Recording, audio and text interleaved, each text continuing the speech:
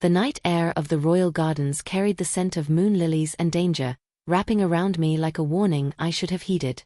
My hands trembled as I gripped the rough stone of the garden wall, not from the climb itself, but from what would happen if I were caught. This was my third attempt to break into the forbidden sector this month, and each time, the consequences grew more severe in my mind. The leather satchel at my hip pressed against my ribs with each movement, a reminder of why I was risking execution for a handful of silver petals. The moon-lilies bloomed only under the full moon, their luminescent flowers creating pools of ghostly light against the manicured hedges below. One bloom could save my sister. 3 could cure her completely. Just over the wall, Fiona, I whispered to myself, feeling for the next handhold. The stone was cold and unforgiving beneath my fingers, worn smooth by centuries of weather but never by common hands like mine. At 24, I was already too familiar with the art of sneaking through places I didn't belong, keeping my head down and my platinum braids hidden beneath a dark hood. Tonight was particularly risky. Some diplomatic summit had filled the palace with foreign alphas and their entourages, which meant double the guards and triple the paranoia. But it also meant distraction. 2 more feet, I muttered, my boot finding purchase on a decorative flourish in the stonework. The nobles who designed this wall had no idea they'd created the perfect ladder for desperate herbalists. That's when I heard it, or rather, didn't hear it. The normal sounds of the night garden had gone silent. No crickets. No rustling leaves. Just the thundering of my own heartbeat and the whisper of my breath. I dropped into the garden as quietly as I could manage, landing in a crouch behind a rose trellis. My eyes adjusted to the moonlight, cataloging escape routes and guard positions out of habit. The moon-lilies glowed 20 yards ahead, clustered around an ancient stone fountain that was occupied. My stomach dropped as my gaze landed on him. He sat in the shadows of the garden's stone archway, so still I'd almost missed him entirely. Almost. But now that I'd seen him, I couldn't look away. Before we continue, hit subscribe, like this video and tell me in the comment where you are watching from. Your support helps us bring more wonderful stories and trust me, you won't want to miss them. Now let's continue. He was massive, bare-chested despite the cool night air, his skin painted silver by moonlight and crisscrossed with thick, white scars that spoke of violence I couldn't imagine. Dark hair fell past his shoulders, framing a face that was all sharp angles and barely contained menace. His eyes, goddess help me, his eyes, caught the light with an unnatural amber glow that made my wolf instincts scream at me to run. Unlike the other guards I'd encountered on my previous attempts, with their crisp uniforms and ceremonial weapons, this man wore only dark pants and boots, as if he'd been caught midway through undressing. Or shifting. A wine bottle sat beside him on the stone bench, and his posture was deceptively relaxed, like a predator pretending to sleep. Something about him made me freeze. Perhaps it was the way the space around him seemed to bend, as if even the air knew to give him room. Or how every scar on his body told a story of survival that should have been impossible. Or maybe it was simply that in a garden full of calculated beauty and careful cultivation, he sat in complete stillness, as if the entire kingdom existed at his pleasure and not the other way around. I shook the thought away. Another royal guard, probably drunk and shirking his duties. The palace was full of them, soldiers who thought their alpha blood and battle scars gave them permission to do as they pleased. I had moon-lilies to steal and a sister to save. I didn't have time to worry about one more arrogant. His head turned. Slowly. Deliberately. Those amber eyes locked onto mine with a precision that stole the breath from my lungs. Well, he said, his voice a low rumble that vibrated through the stone beneath my feet. This is unexpected. I was caught. I'd made it out. Barely.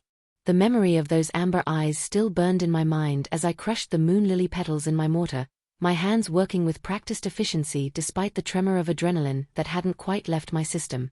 The stranger had let me go, had actually stepped aside with a knowing smile that suggested he found my terror amusing. I'd grabbed 3 blooms and run like the hounds of hell were at my heels. Now, in the dim light of our cottage, none of that mattered. Only Ilara mattered. My sister's breathing had grown shallow over the past week, each exhale rattling in her chest like dried leaves. The wolfsbane poisoning had turned her skin pallid, her lips almost blue. But as I lifted her head and pressed the cup of moon-lily extract to her mouth, I allowed myself the smallest flicker of hope. "Drink, Elle," I whispered. "Just a little." She managed 3 swallows before exhaustion claimed her again. I watched, counting her breaths, waiting for any sign of change. 1 minute. 2. 5. Then color began to bloom in her cheeks like spring returning after endless winter. I nearly sobbed with relief, pressing my forehead to hers. "You're going to be fine. You're going to be." The door exploded inward. I barely had time to register the royal insignia on their armor before 3 guards flooded our tiny cottage, their weapons drawn and their eyes already cataloguing everything. Every herb bundle. Every mortar. Every piece of evidence. "Fiona Ashwood?" The lead guard's voice was iron. "You're under arrest for trespassing on Crown land and theft of royal property." My mother appeared in the doorway to the bedroom, her face draining of color. Behind me, Elara stirred weakly. They'd come so fast. How had they found me so quickly? Then I saw it, the smear of luminescent pollen on my sleeve, still glowing faintly in the shadows. Moon-lily residue. Traceable. Damning. "She didn't do anything," my mother started, but I cut her off. "I'll go." I stood, keeping my body between the guards and my sister's room. "I'll go willingly. Just leave them alone." The lead guard's expression didn't change. "You're accused of a capital crime, girl. You'll hang before sunset." I'd known the risks. Had weighed my sister's life against my own and chosen without hesitation. But now, facing the reality of the noose, my courage wavered. Still, I lifted my chin and held out my wrists for the irons. "Then I suppose I should have stolen more flowers," I said. "They dragged me into the morning light, and I didn't look back." The throne room was designed to make you feel small. Every element, from the vaulted ceilings that stretched toward the heavens to the polished marble floor that reflected your insignificance back at you, existed to remind commoners of their place. I'd never seen it before, had never imagined I would, and now I was being hauled down its center aisle in irons while the entire court watched. Nobles in silk and velvet lined both sides, their faces a blur of curiosity and contempt. I kept my eyes forward, my chin up, refusing to give them the satisfaction of seeing me cower. If I was going to die today, I'd do it with whatever dignity I had left. The guards forced me to my knees at the base of the dais. The impact sent pain shooting through my legs, but I bit down on the cry that wanted to escape. Above me, I could feel the weight of attention, the presence of power so absolute it seemed to have its own gravity. "Look up," the guard commanded, his hand fisting in my hair. I looked up. The world tilted. It was him. The man from the garden. But he wasn't some drunken guard shirking his duties. He was seated on a throne of black stone and silver, wearing a crown that caught the light like captured starfire. Those same amber eyes that had watched me fumble through my escape now regarded me with an expression I couldn't name. The scars were still there, white against bronze skin, visible where his formal jacket hung open. Still devastating. Still dangerous. Still the Alpha King. "Your Majesty," someone was reading from a scroll, their voice distant and hollow in my ears. "The accused, Fiona Ashwood, stands charged with trespassing upon royal grounds and theft of moon-lilies, a crime punishable by everyone out." His voice cut through the proceedings like a blade through silk. The same voice that had rumbled through the garden stones, now amplified by authority and expectation of obedience. The court erupted in whispers. The guard holding me tensed. "Your Majesty, protocol demands." I said out. Gerald Blackwood didn't raise his voice. He didn't need to. The temperature in the room seemed to drop 10 degrees, and the pressure of his dominance pressed down on every wolf present until even the highest-ranking nobles were backing toward the exits. Within moments, we were alone. Just me, kneeling in irons, and the man I'd called a lazy guard 12 hours ago. He descended the dais steps slowly, each footfall deliberate. When he reached me, he crouched down, bringing those impossible eyes level with mine. A smile played at the corner of his mouth, the same knowing smile from the garden. "Hello again, little thief," he said softly. "I've been waiting for you." The contract was written on parchment so fine it was almost translucent, the ink still wet from the royal seal. I read it 3 times, searching for the trap I knew had to be hidden in the formal language. 1 moon cycle, Gerald said, leaning against his desk with his arms crossed, watching me with that unnerving intensity. Serve as my personal healer. Tend to the wounded in my court. At the end of 30 days, your debt is paid and you walk free. And if I refuse? Then you hang at sunset, as decreed by law. He said it matter-of-factly, without malice, which somehow made it worse. Your choice, Fiona. It wasn't a choice at all. We both knew it. I signed. The chambers they gave me were larger than my entire cottage. Silk curtains framed windows that overlooked gardens I'd only ever seen from the wrong side of a wall. The bed could have slept 5 people comfortably, piled high with pillows that probably cost more than my family earned in a year. A wardrobe stood open, filled with dresses in jewel tones that made my worn travel clothes look like rags. It was beautiful. It was suffocating. I pressed my forehead against the cool glass of the window, watching servants move like ants far below, and felt more alone than I ever had sleeping on a straw mattress with Alara's elbow in my ribs. Well, well. What do we have here? I turned to find 3 women in the doorway, their gowns dripping with lace and their smiles sharp as knives. The one in front, a striking brunette with perfect ringlets, looked me up and down with the kind of assessment usually reserved for livestock. The little criminal, she purred, gliding into my room uninvited. I'm Lady Lyra Montrose. We heard the king was keeping a pet, but I didn't realize he'd actually put you in the guest wing. The others tittered behind their fans. I'm not a pet, I said, hating how defensive I sounded. I'm the royal healer. Oh, is that what they're calling it now? Lyra circled me slowly, her eyes lingering on my platinum braids, still woven in the common style my mother had taught me. How quaint. You even kept your peasant hair. Tell me, does the king find that charming, or is he simply slumming for the novelty? Heat crept up my neck, but I held my ground. I wouldn't know. I've only just arrived. Well, a word of advice, from one woman to another. Lyra leaned in close, her perfume cloying and expensive. Don't get comfortable. 30 days isn't very long, and the king's interests are notoriously fleeting. They swept out as dramatically as they'd entered, leaving me standing in my golden cage, surrounded by luxury I'd never wanted and court games I didn't know how to play. They brought him in at dawn, blood trailing across the pristine marble floors of the infirmary. I'd been cataloguing supplies, trying to familiarize myself with the royal medical stores, when the doors burst open and 4 guards carried the king inside. What happened? I demanded, professional instinct overriding everything else. Border skirmish. Southern rogues. The lead guard's face was grim. He shifted to protect the patrol. Took a direct hit. They laid him on the examination table, and I got my first real look at the damage. 4 parallel gashes raked across his torso from shoulder to hip, deep enough that I could see muscle and bone. Blood soaked through the remains of his shirt, and his skin had taken on a grayish pallor that meant shock was setting in. Out, I ordered, already reaching for clean water and thread. All of you. Now. For once, no one argued with the common girl in braids. Gerald's eyes were closed, his breathing shallow.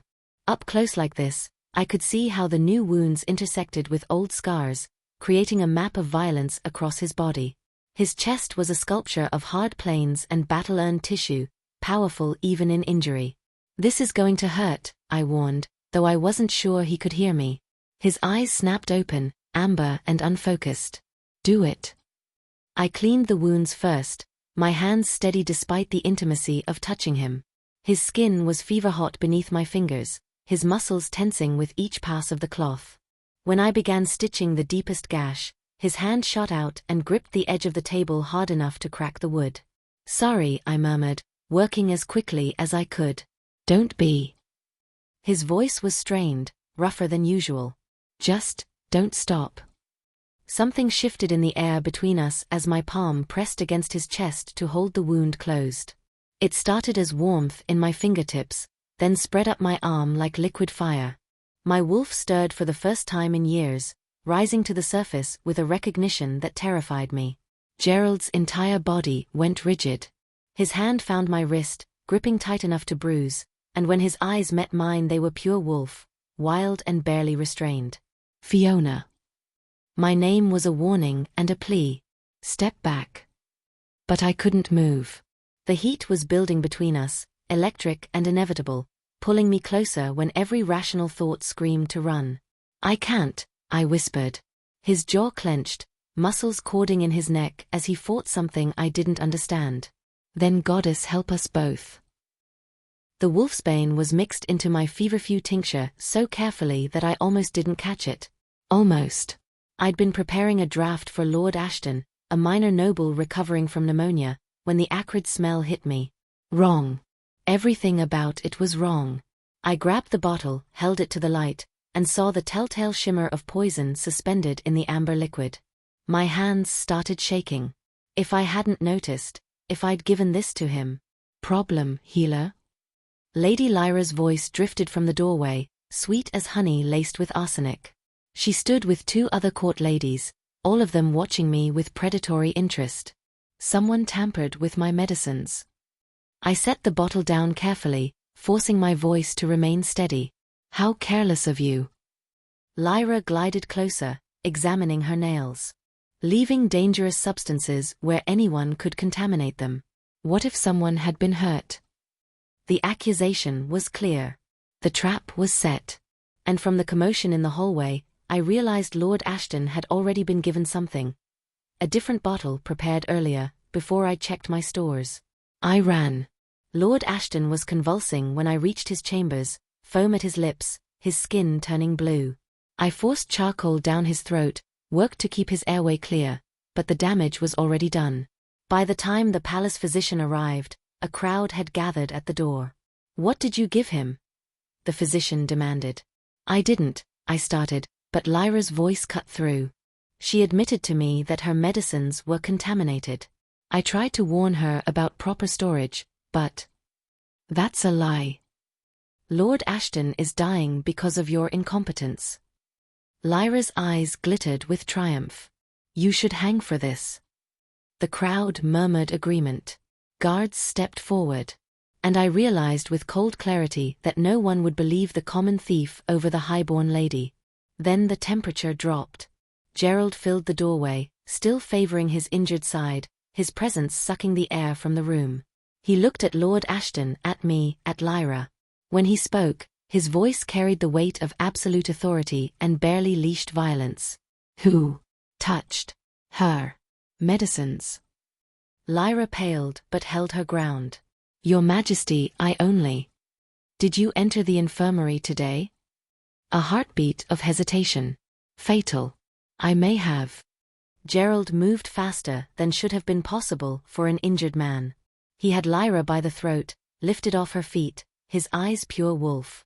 You poisoned a member of my court and tried to frame my healer. Give me one reason I shouldn't rip your throat out where you stand. The room went deathly silent. She's mine, Gerald growled, and everyone heard the possessive claim beneath the words. Touch her again, and I'll make you beg for the mercy of execution. He came to my chambers after midnight, when the castle had finally settled into uneasy silence. No guards. No announcement. Just a soft knock and that voice that seemed to resonate in my bones. Walk with me. It wasn't a request, but it wasn't quite a command either. Something in between that left me no choice but to follow him through the sleeping corridors, down staircases I didn't recognize, until we emerged into the garden where this had all begun. The moon-lilies were blooming again, their ghostly light painting everything silver. Gerald led me to the same stone archway where I'd first seen him, and for a moment we just stood there, the memory of that night hanging between us like smoke. I got these during the Rogue War, he said finally, his hand tracing the worst of the scars across his chest. 5 years ago. My father was still king, and I was young enough to think I was invincible. His laugh was bitter. 3 rogues caught me separated from my unit. They were trying to send a message: kill the heir, break the kingdom's spirit. I watched him in the moonlight, seeing not the terrifying Alpha King who'd nearly killed Lyra, but the man who'd let a thief escape with stolen flowers. Obviously they failed, I said quietly. Barely. I killed them, but I was half dead when my guards found me. Spent 3 months in a fever, drifting between worlds. He turned to face me fully, and the vulnerability in his eyes made my chest ache. When I woke up, my father was dead, the crown was mine, and I learned that strength isn't enough. You have to be brutal, merciless, or they'll tear you apart. Is that why you let me go? That night in the garden. I let you go because I knew you'd come back. His hand reached out, tucking a strand of hair behind my ear with a gentleness that contradicted everything I knew about him. Because the moment you jumped that wall, smelling of fear and determination and moon-lilies, my wolf recognized you. My breath caught. Gerald. I didn't keep you here to heal me, Fiona. He stepped closer, and I could feel the heat radiating from him, the barely controlled need. I kept you here because my wolf howls when you are gone. Because 30 days was all I could bargain from fate before you'd slip away again. His forehead touched mine, and the mate bond sang between us, undeniable and terrifying. Tell me you don't feel it too. Tell me I'm alone in this madness. But I couldn't. Because I felt it in every fiber of my being, this impossible pull toward a man I should hate, wearing a crown I never wanted to touch. You're not alone, I whispered. The eclipse ball was a spectacle of excess. Crystal chandeliers dripping light across dancers in silk and diamonds, champagne flowing like water, and the court pretending the world outside the palace walls wasn't on the brink of war. Gerald had insisted I attend, had even sent a gown of deep emerald that made my platinum braids look like moonlight. I hated every moment of it. Lady Lyra watched from across the ballroom with murder in her eyes, still bruised from Gerald's handling. The other courtiers whispered behind fans. And Gerald stood on the dais, regal and remote in his formal regalia, handling diplomatic pleasantries with visiting alphas while his eyes tracked my every movement. The eclipse began at midnight, plunging the ballroom into an eerie twilight. In that moment of darkness and wonder, the windows exploded inward. Screaming erupted as rogues poured through the shattered glass, their eyes feral, their wolves already surfacing. I saw a noble go down, throat torn, before the guards even had time to react.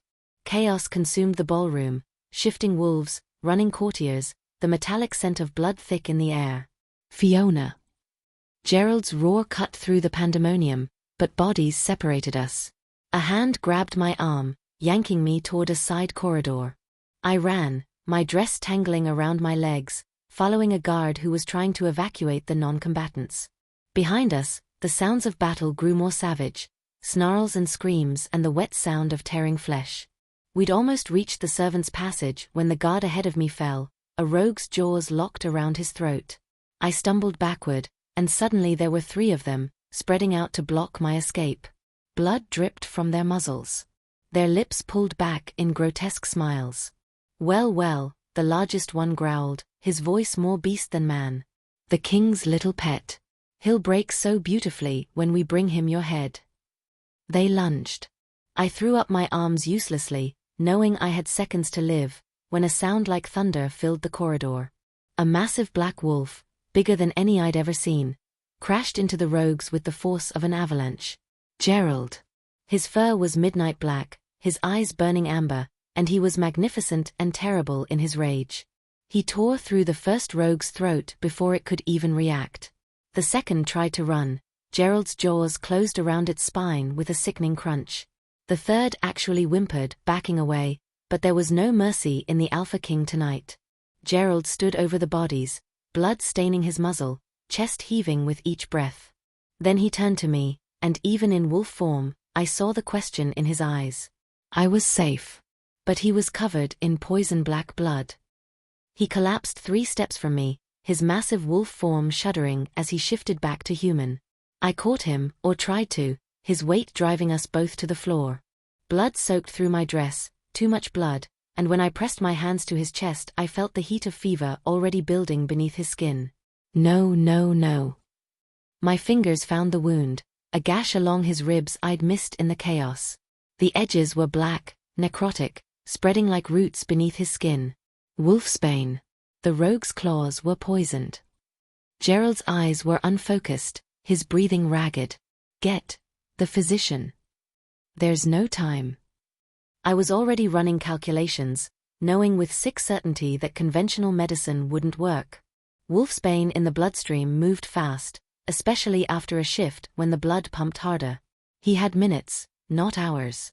Guards appeared trying to move him, but I snarled at them, actually snarled, with a ferocity that shocked us all. Bring me moon-lilies from the garden. Fresh blooms. Now. They ran. I cradled Gerald's head in my lap, watching the poison spread across his chest like a stain. His lips were turning blue. The strongest alpha in the kingdom, brought down by a coward's blade meant for me. Fiona. His hand found mine, grip weak. Listen. If I don't. You're not dying. Tears blurred my vision. I didn't survive your mother's throne room just to watch you die in a corridor. The guards returned with the flowers. I crushed them with shaking hands, mixing the extract with my own blood from a cut I opened on my palm. But even as I poured it into his wound, I knew it wasn't enough. The poison was too deep, too aggressive. There was only one way. The way my grandmother had whispered about in stories, the ancient magic that bound mates together so completely that death itself couldn't separate them. I'm sorry, I whispered, pressing my bloodied palm to his chest, directly over his heart. I'm so sorry. I closed my eyes and reached for the bond I'd been fighting since that first night in the garden. Instead of pulling away, I dove in, offering everything. My life force, my vitality, my very essence. The magic ignited like wildfire, searing through my veins as I marked him with symbols older than the kingdom itself. Gerald's back arched, his eyes snapping open. Pure gold now, wolf and man merged. The mate bond slammed into place with brutal finality, and I felt his pain, his fear, his overwhelming love as if they were my own. The poison retreated. His breathing steadied. And I collapsed beside him, the mark on my palm burning with proof of what I'd done. We were bound. Forever. Gerald woke at dawn with my name on his lips and murder in his eyes. I felt the moment his consciousness returned through the bond, a surge of rage so pure it nearly knocked me from the chair beside his bed. His hand found mine instantly, fingers threading through mine with desperate relief, but his gaze was fixed on the doorway where his commanders waited. Who, he said, his voice deadly calm, let them in. The interrogation took 3 hours. By the end, 5 names had been extracted, nobles who'd taken southern gold to leave strategic posts unmanned during the eclipse. Lady Lyra's name was among them, her jealousy exploited by enemies who promised her a crown if Gerald fell. I didn't attend the executions. I didn't need to. I felt Gerald's grim satisfaction through the bond as justice was delivered in the throne room, swift and final. When he returned to our chambers, his hands were clean but his eyes still carried the weight of necessary violence. It's done, he said simply. The coronation happened that evening, before the court could fracture further in the power vacuum. They needed to see their king whole, victorious, and mated to someone strong enough to anchor him. Me. The common herbalist who'd climbed a wall looking for flowers and found a kingdom instead. But Gerald had one more thing he wanted to do first. He led me to the garden under the light of the full moon, to the stone archway where I'd crashed into his life 30 days ago. The moon-lilies were in full bloom, painting everything in ethereal light. He'd changed from his formal regalia into simple clothes, just a shirt and trousers, looking more like the man I'd mistaken for a guard than the king who'd just executed traitors. Kneel, he said softly. I raised an eyebrow. Excuse me. His smile was wicked. Trust me. I knelt, and he wove a crown from moon-lily stems with surprising dexterity, his scarred hands gentle as he placed it on my head. The flowers glowed against my platinum braids, wild and beautiful and nothing like the formal crowns locked in the treasury. You teased a man, he whispered, kneeling before me so we were eye to eye, his hands cradling my face like I was something precious. But you married a king. He kissed me then, slow and deep and full of promises. When he pulled back, his amber eyes were soft. My queen. My mate. My salvation. I touched the mate mark on his chest, feeling his heartbeat steady and strong beneath my palm. And you're mine. My king. My wolf. My home. The kingdom would have its alpha queen in golden silk and formal jewels tomorrow. But tonight, we were just Fiona and Gerald, Two souls bound together in a garden of stolen flowers, exactly where we were always meant to be. Long live the Queen. If you enjoyed this story, please subscribe to the channel for more werewolf romance tales, alpha kings, rejected mates, and powerful Omega stories. Hit the notification bell so you never miss an upload. Your support means everything and helps me create more content like this.